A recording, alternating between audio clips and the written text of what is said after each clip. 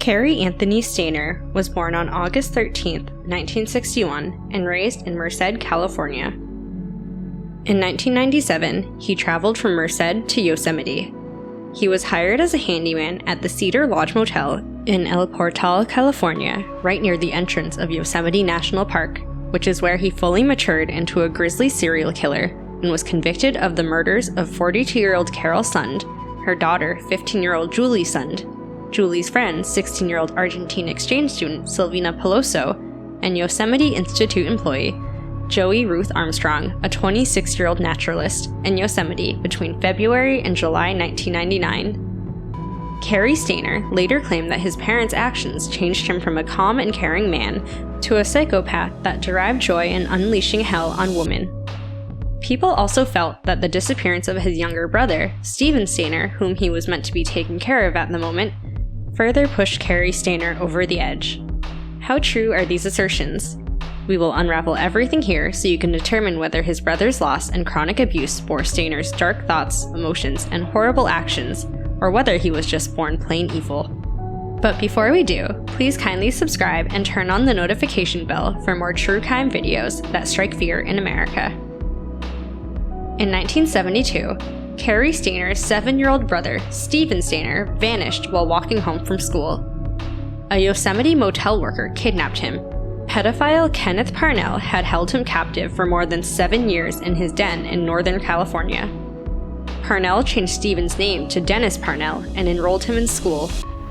Finally, in 1980, Steven escaped what could be described as a life filled with sexual horrors when he ran into the police station with a little boy named Timmy White, whom Parnell was grooming. Steven looked at the policeman and said, "I know my first name is Steven," and this became an anthem to hundreds and millions of citizens. Steven received massive media attention and was given a heroic welcome home. A true crime novel and TV movie titled I Know My Name is Steven was made about the ordeal, and his parents were joyous to reunite with their beloved son again. Sadly, in 1989, Steven died in a motorcycle accident. Following Steven's death, Cary Stayner moved to Yosemite, where he was hired as a hotel worker, just like Kenneth Parnell.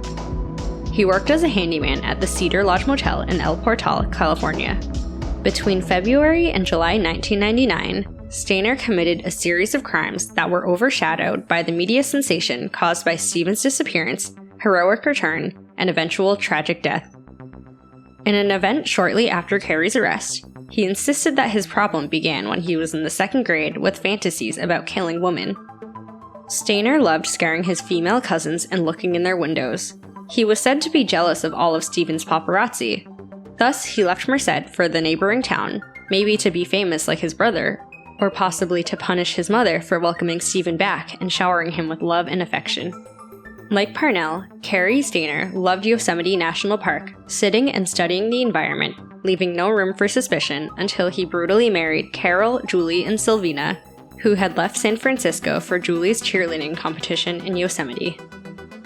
On February 12, 1999, Carole Sund, her daughter Juli, 15, and a close family friend, Silvina Pelosso, flew from Eureka to San Francisco and drove a rented car to Merced for Juli's cheerleading competition the next day.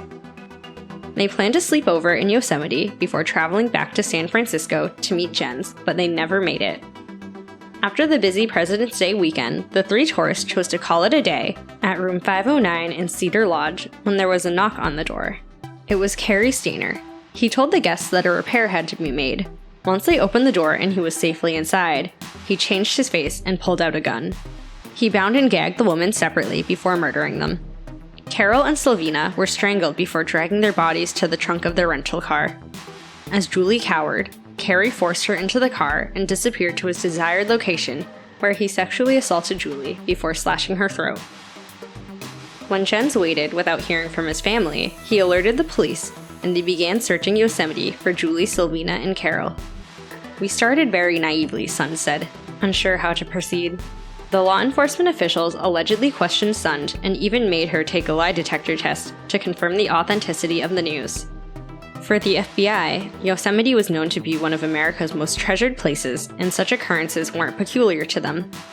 The family in Modesto began posting missing person flyers from the Central Valley to the foot of the Sierras.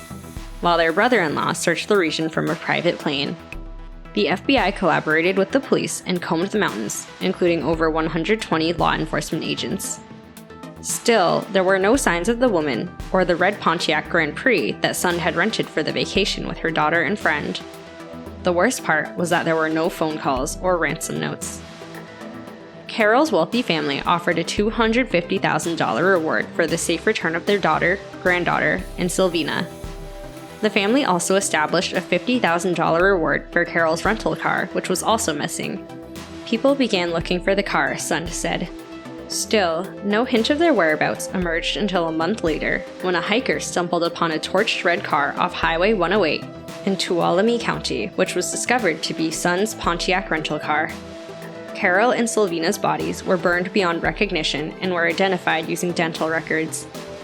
The police received a note with hand-drawn navigation indicating their location of Juli, Sund's 15-year-old daughter.